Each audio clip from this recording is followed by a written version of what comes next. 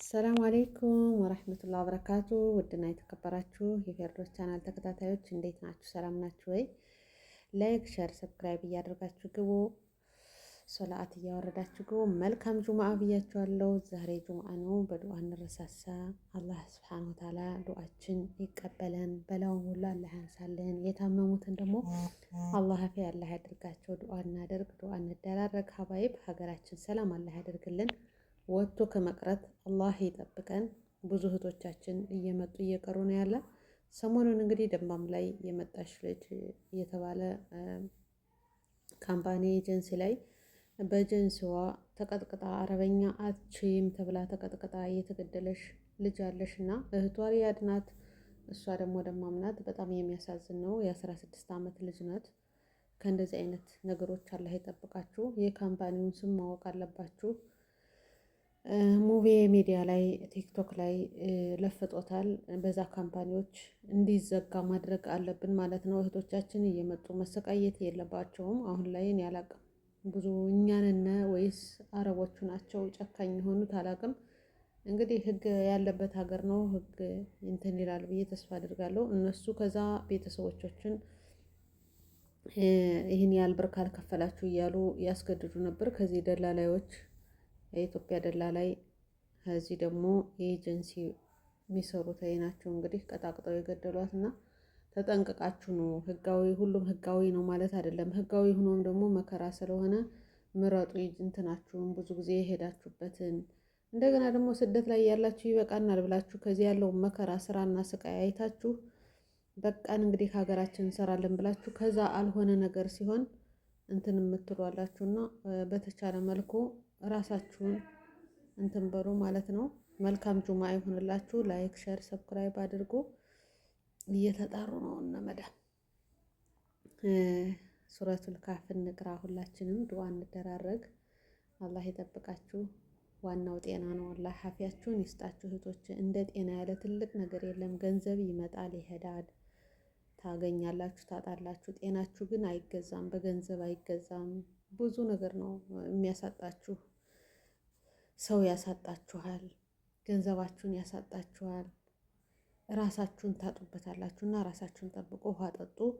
አሁን ደግሞ የበርዶ ሰዓት ነው። በተለይ ውሃ የመጠጣት ነገር ትንሽ እንተዋለን እና በደንብ ውሃችሁን ጠጡ። በተለይ በኩላሊት ነገር በማህፀን ነገሮች እንትን ተጠቂ የምንሆነው እኛ ስደት ሀገር ያለንን እና በቻላችሁት መልኩ ራሳችሁን ጠብቁ። አንዲት እህታችን በግሩፕ ሸር ብላ አሁን አይቻታለሁ እና 7 ዓመት ላይ እንደ ልብስ እየታጠበሽ ኩላሊቷን ኖራ አሁን ግን ሰልችቷት ሰውነቷ ሁሉ አልቀበል ብሎ እያለቀሰሽ ባካችሁ ገዙኝ ስትል እንግዲህ ታውቃላችሁ አይደለም። እንደ ልብስ እየተጨመቀ እየታጠበሽ ደሟ ወጥቶ እንደገና ዞሮ ተመልሶ በጣም ከባድ ነው እንደዚህ አይነት ነገር እና ውድ ቤተሰቦች ላይክ፣ ሼር፣ ሰብስክራይብ አድርጉ። ለቤት አዲስ ከሆናችሁ ሰብስክራይብ አድርጉ። ነባሮቹ ደግሞ ላይክ ሼር እያደረጋችሁ ቪዲዮውን እስከ መጨረሻው ይዩት። ስራ ስለበዛብኝ ነው ማልዘይራችሁ። ዘይሩኝ ውዶችዬ። ታውቃላችሁ የዩቲዩብ ነገር ስትተውት ትዊት ስለሚል እናንተ ሸር ላይ ካደርጉ አላህ ይጠብቃችሁ እና የሚመጡበትን እህቶቻችሁ ኤጀንሲ ምናምን በደንብ ያጣሩ። አሁን ላይ ከባድ ሆኗል።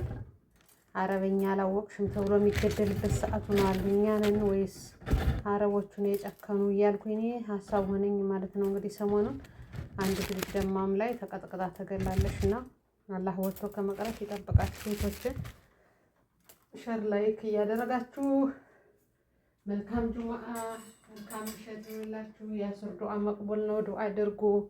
አላህ የታመመውንም አላህ ያሽሩላቸው፣ የተጨነቀውን አላህ ይፈርጀው። ሀገራችን ሰላም አላህ ያደርግልን። የሞቱትን ደግሞ አላህ ጀነተል ፊርደውስን አላህ ይወፍቃቸው። ሀባይብ በዱዓችሁ አንረሳሳ።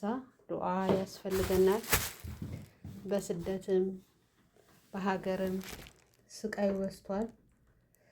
እኔ የኛ ነገር መጨረሻችን ምንድን ነው የሚሆነው እያልኩ ሀሳብ ሆኖኛል። አብረውን የነበሩ እህቶቻችን መጨረሻቸው በህመም ላይ በኩላሊት በብዙ ህመሞች ላይ ሆነው ልመና እባካችሁ አሳክሙን ድረሱልን፣ እባካችሁን መኖር እፈልጋለሁ እያሉ ሲመጡ ዋ ነብሴ ነገ የኛው ዕጣ ፈንታ ምንድን ይሆን ብዬ ራሴን ማሰብ ጀመርኩኝ ማለት ነው። እና እህቶቼ ራሳችሁን ጠብቁ፣ ስበብ አድርሱ፣ በሰዓት ውሃችሁን፣ ከባድ ነገሮች አታንሱ፣ ውሃ ጠጡ። ውሃ ጥሩ ነው ለሁሉም፣ ለጉበትም፣ ለኩላሊትም፣ ለብዙ ነገሮች ይጠቅማልና ስራዬን ስራዬን ስራዬን እያልን በሰዓት ፈጥሯዊ ምግብ አይበላ።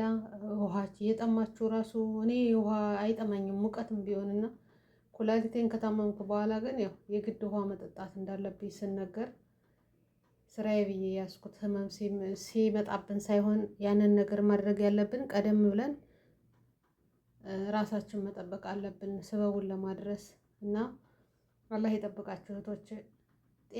ጤናን የመሰለ ትልቅ ነገር የለም። ገንዘብ ይሄዳል ይመጣል፣ ታገኛላችሁ፣ ታጣላችሁ። ብታጡ እንኳን ጤነኛ ከሆናችሁ ውሃ ጠጥታችሁ ትተኛላችሁ። ህመም ግን ለእናንተም ለቤተሰብም ለሁሉም አተዛዛቢ ነው እና በተለይ ደግሞ እኛ ስደት ላይ ኖረን ብዙ ጊዜያችን በዚህ አቃጥለን ሂደን ሰው አይረዳን። ገንዘብ ማሳከሚያ እንኳን ብትጠይቁ እስከዛሬ የሰራሽው የት ሂዶ ነው? ያንን የምትደጉሟቸው የምታግዟቸውን አይደለም የሚያስቡትና እንደ ሌላው እንኳን አታገኙም። ሸርም ያደርግላችሁ አላህ ከእንደዚህ አይነት ነገር ይጠብቀን። ግን ከዚሁ መጠንቀቅ አለብን። ለራሳችን መኖር እንጀምር። ለራስ መኖር ማለት ከጤናችን ይጀምራል። ጤናችን መጠበቅ፣ ስራችን እኛም በማይጎዳ ነገር መስራት፣ ሀሳባችን መቀነስ። አሁን ላይ ስራው ሌላ ሀሳብ ነው። የአንዱን ቤት መስኮት ለመሙላት ለአንዱ እንትን ለማለት ጭንቀት ብቻ የምንሆነው ማለት ነው። እና እነዛ ነገሮችን በቻልነው መልኩ መቀነስ አለብን። ኢትዮጵያ ያለ ሰው እየኖረ ነው ያለ። በነገራችን ላይ ላክነላቸውም አላክነላቸውም እየኖሩ ነው ያለ። እኛ ለራሳችን መኖር ስንጀምር ሁሉም ነገር ይስተካከላልና እኛ እንኖር መጀመሪያ። የእውነት ደማችን ብቻ አይደለም ስደተኞች አረብ ያለው መቅናችን ታውቃላችሁ። መቅን አጥንት ተቀጥቅጦ ስጋ ስትበሉ የበግም ሆነ የምን ቅልጥም ላይ ቅጥቅጥ አድርጋችሁ የምታወጡት ያንን ነው። አሁን እኛ የምንሰጥ ያለ ደማችን አውቅቷል። አኪድ እስኪ ትንሽ አልቅሳችሁ ራሳችሁን ማያማችሁ ልጆች ኮሜንት ጻፉልኝ። ትንሽ እስኪ አዝናችሁ አስደስቷችሁም ሆነ እንባችሁ ሲፈስ ደማችን በእንባ ተቀይሯል። ራሴን ነው የሚያዞረኝ ትንሽ ካለቀስኩ ማለት ነው። ራሴ በቃ ድብልቅልቅ የደም ማነስ ጭምርት አለ ምን አለና እነዛን ነገሮች ራሳችን እንጠብቅ። እኛን እንሁን። ምግብ በሰዓቱ፣ እንቅልፋችን በሰዓቱ፣ ስራችን በአግባቡ ተዳፍተን ብንሰራም ምንም ነገር የለም። ራሳችሁን ጠብቁ እህቶቼ። ብዙ እህቶቻችን እርዳታ ሲሰጡ የነበር ምን ሲሉ የነበር እነሱ እርዳታ ሲፈልጉ ግን እንኳንም ገንዘቡን ሸር የሚያደርጋቸው ቸክ የሚያደርጋቸው ሰው የለም። እና እንደዚህ አይነት ነገሮች ከመፈጠሩ በፊት በተቻለ መልኩ ከገንዘባችንም ከጤናችንም መሆን አለብን ማለት ነው። እና መልካም ጁምአ።